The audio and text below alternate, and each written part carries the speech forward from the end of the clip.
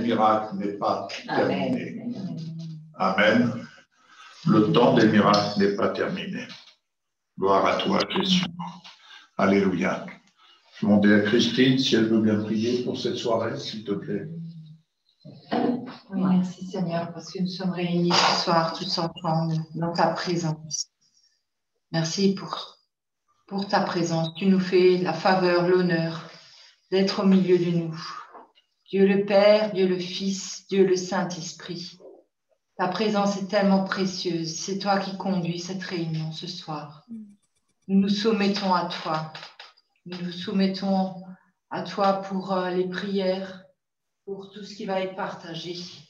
Et nous préparons, nous ouvrons nos cœurs.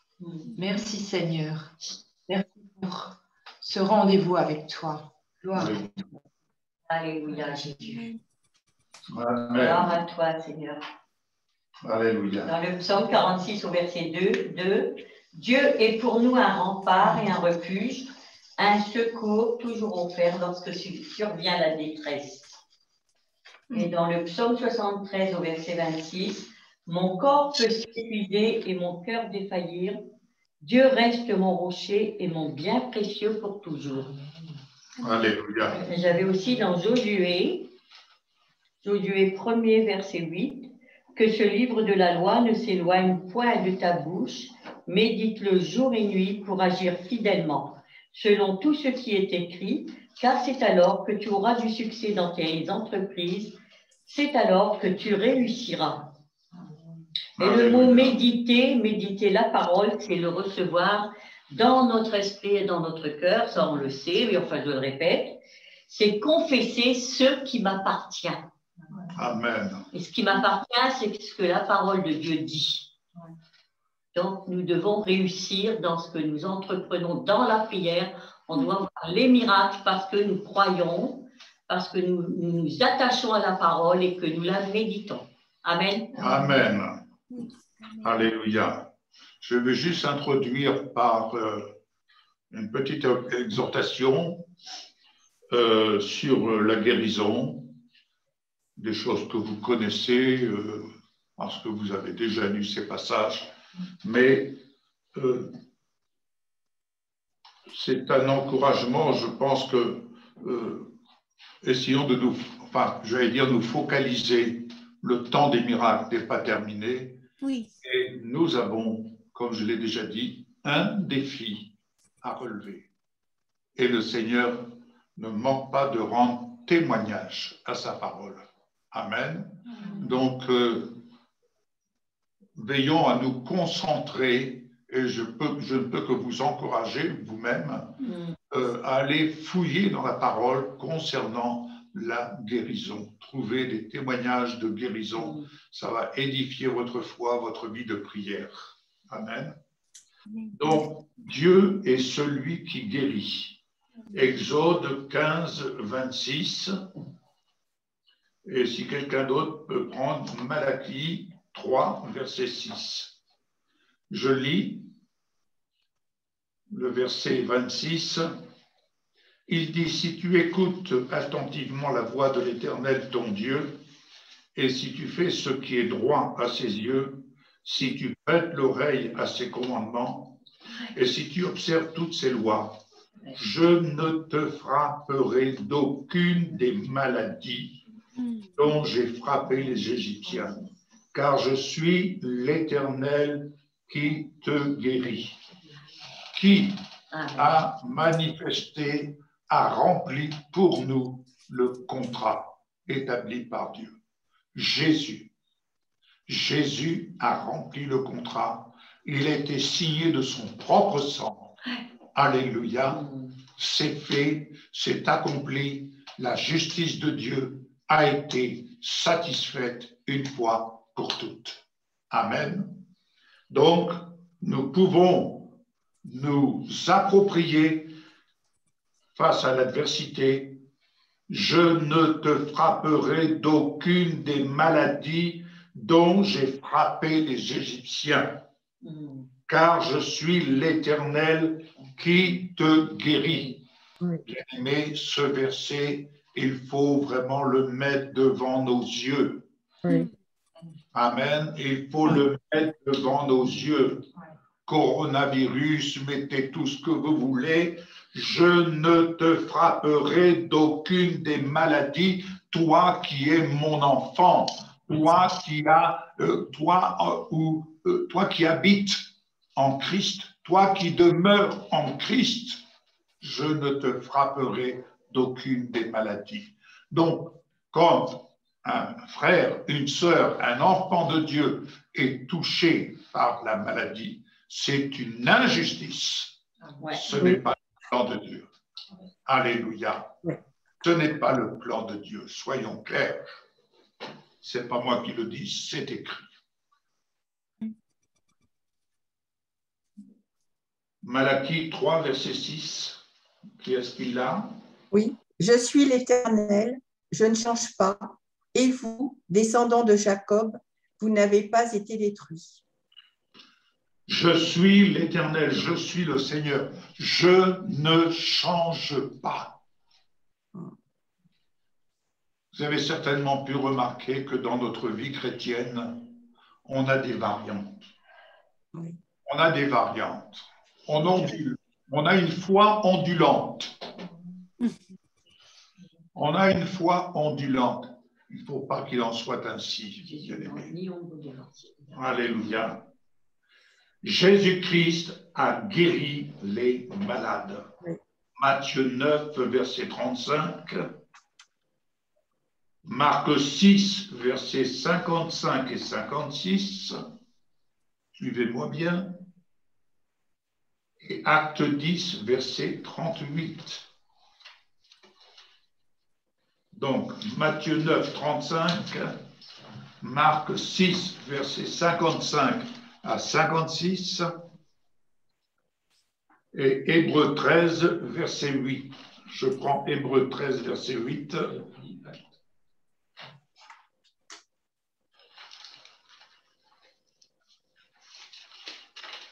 Alors, Matthieu 9, verset 35. Yeshua parcourait toutes les villes et les villages, enseignant dans leurs synagogues, proclamant la bonne nouvelle du royaume et guérissant toutes sortes de maladies et d'infirmités. Guérissant toutes sortes de maladies, d'infirmités. Y a-t-il quelque chose qui soit impossible? Non. Non. Non. Rien n'est impossible à notre Dieu. Il ne change pas. Ce qu'il a fait hier, il le fait encore aujourd'hui et il le fera encore demain. Vous voyez, il faut que, je ne sais pas comment vous ressentez la chose, mais je ressens dans l'esprit, on a besoin de se réapproprier. J'ai le sentiment, ce que je le dis entre parenthèses, j'ai le sentiment qu'on est en train de dépoussiérer à nouveau. Comme s'il y avait des poussières. On est parti, enfin je dirais que dans l'ensemble de la chrétienté, on est parti dans des choses de la prospérité, des choses qui ne sont pas mauvaises en elles-mêmes, entendons bien, mais des choses de la prospérité, des comment faire. Et finalement, c'est devenu, à mon humble avis, ça devient des recettes. Mais on oublie l'essentiel. Nos hôpitaux sont remplis. Oui, c'est vrai. Nos familles sont touchées. Donc, quelque part, il y a quelque chose, comme on dit, qui n'a pas bien fonctionné. Ou, bref. Ensuite, Marc 6, verset 55-56. Les gens ayant aussitôt reconnu Jésus parcoururent tous les environs et l'on se mit à apporter les malades sur des lits, partout où l'on apprenait qu'il était. Alléluia. En quelque lieu qu'il arriva, dans les villages, dans les villes ou dans les campagnes, on mettait les malades sur les places publiques et on le priait de leur permettre seulement de toucher le bord de son vêtement. Et Amen. Tous ceux qui le touchaient étaient guéris. Amen. Puissions-nous, par la grâce de Dieu, voir ce lieu rempli de malades. De malades guéris. Guéris. Amen. Guéris, bien entendu. Amen. Et ça, c'est quelque chose, il faut se forger l'esprit dans ce sens-là. Acte 10, verset 38. Vous savez comment Dieu a oint du Saint-Esprit et de force Jésus de Nazareth, qui allait de lieu en lieu, faisant du bien et guérissant tous ceux qui étaient sous l'emprise du diable, car Dieu était avec lui. Amen. Donc, il n'a pas changé. Hébreux 13, verset 8 nous dit « Jésus-Christ est le même hier, aujourd'hui et éternellement. » Il est le même. Il est le même. Jésus a ordonné à ses disciples de guérir les malades. Quand je lis ce verset, je suis le premier interpellé. Je suis le premier interpellé. Je suis le premier à me remettre en cause dans le service du ministère, dans l'ouvrage du Seigneur. Matthieu 10, versets 1 à 7. Et pour un autre, Luc 10, 1, verset 1, 8 et 9. Alléluia.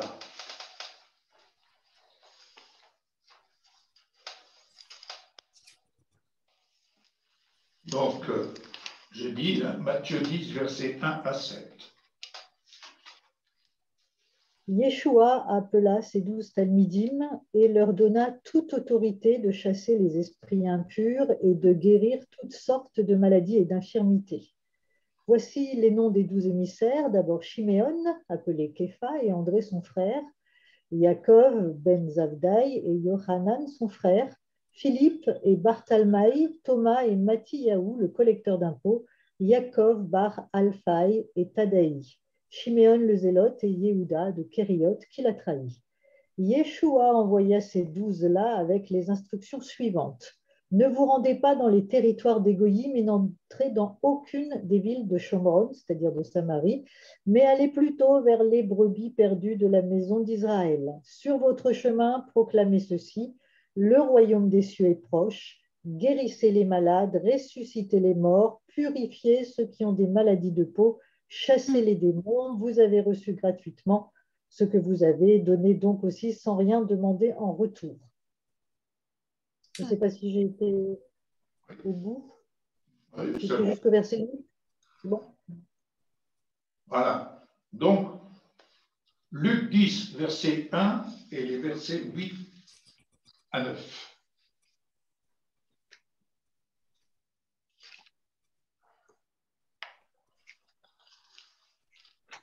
Verset 1. Verset 1 et les versets 8 à 9. Après cela, le Seigneur désigna encore 70 autres disciples et les envoya devant lui, 2 par 2, dans toutes les villes et dans tous les endroits où lui-même devait aller.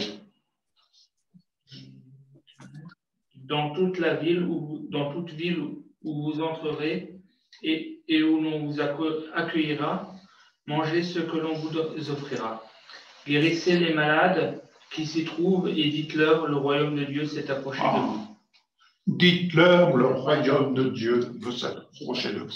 Bien-aimés, voilà la mission d'évangélisation. Nous voulons voir les gens venir dans nos églises, mais il faut d'abord que le royaume de Dieu s'approche d'eux. Ouais. C'est la priorité des priorités. Amen. Alors je lis Jean 8, verset 31. Et il dit aux Juifs qui avaient cru en lui, « Si vous demeurez dans ma parole, vous êtes vraiment mes disciples. » Donc, si vous persévérez dans ma parole, alors vous êtes vraiment mes disciples. Il dit disciple, dit discipline. Les miracles de guérison se sont produits partout dans le ministère de l'Église primitive. Alors là, nous allons avoir la lecture Alors, pour commencer, acte 3, verset 6. Acte 3, verset 6. Alors Pierre lui dit, je n'ai ni argent ni or, mais ce que j'ai, je te le donne. Au nom de Jésus-Christ de Nazareth, lève-toi et marche. Voilà. Chapitre 4, toujours acte 4, verset 29. Et maintenant, Seigneur, vois leurs menaces et donne à tes serviteurs d'annoncer ta parole avec une pleine assurance. Acte 12, verset 6. Acte 5, pardon, verset 12. Autant pour moi. Beaucoup de miracles et de prodiges se faisaient au milieu du peuple par les mains des apôtres. Ils se tenaient tous ensemble au portique de Salomon. Acte 6, verset 8. Étienne, rempli de grâce et de puissance, opérait de grands miracles et de grands signes parmi le peuple. Alléluia. Acte 8, verset 5. Philippe descendit dans la ville de Samarie et y prêcha le Christ. Je continue? Acte 14, verset 3.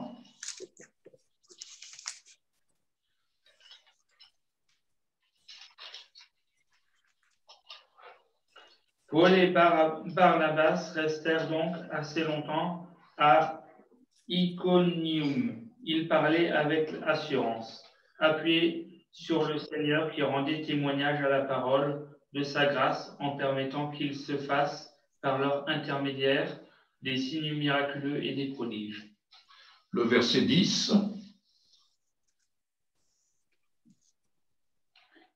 Lève-toi droit sur tes pieds. Et il se leva d'un bond et marcha. Alléluia. Vous remarquerez que dans tout cela, les apôtres, les disciples ne priaient pas pour les malades. Ils les guérissaient. Acte 9, versets 11 et 12.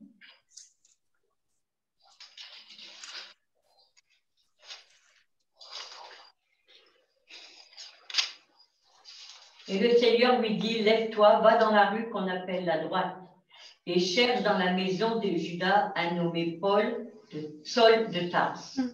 Car il prie, et il a vu en vision un homme du nom d'Ananias qui entrait et qui lui imposait les mains afin qu'il recouvrât la vue. Oui, Ouais. bon. Hébreux 2, versets 3 et 4.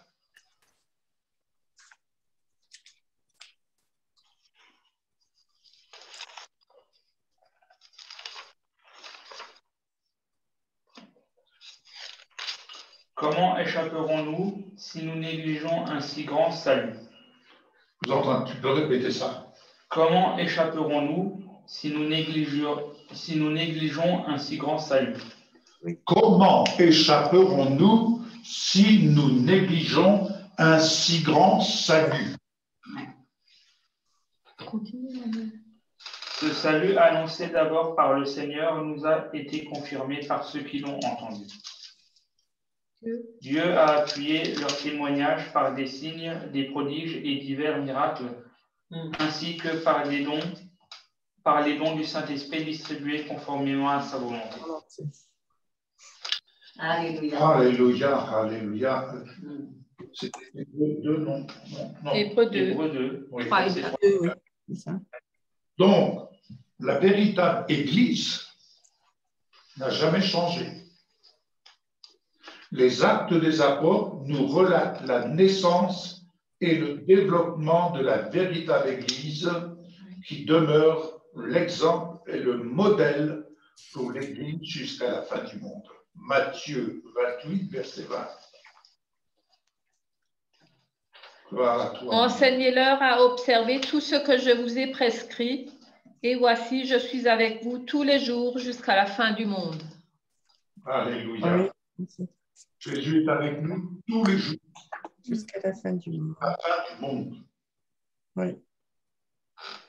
Enfin, le dernier point, Jésus a envoyé tous les croyants parmi toutes les nations, jusqu'aux extrémités de la terre, pour imposer les mains aux malades, promettant qu'ils seront guéris. Oui. 16, versets 15 à 18. Je sais pas. Marc 16, versets 15 à 18. Puis il leur dit, allez dans le monde entier, proclamez la bonne nouvelle à toute la création. Celui qui mettra sa confiance en Dieu et qui sera immergé sera sauvé. Celui qui ne mettra pas sa confiance en Dieu sera condamné. Et voici les signes qui accompagneront ceux qui mettent leur confiance en Dieu. En mon nom, ils chasseront les démons, ils parleront de nouvelles langues, ils ne seront pas blessés s'ils saisissent des serpents ou boivent quelque poison mortel. Ils imposeront les mains aux malades et les malades seront guéris. Nous ne voyons pas, vous prierez pour les malades et ils seront guéris. C'est avant qu'on prie. C'est avant qu'on s'entretient avec le Seigneur. Amen. Amen. Tellement les vrais croyants n'ont jamais changé.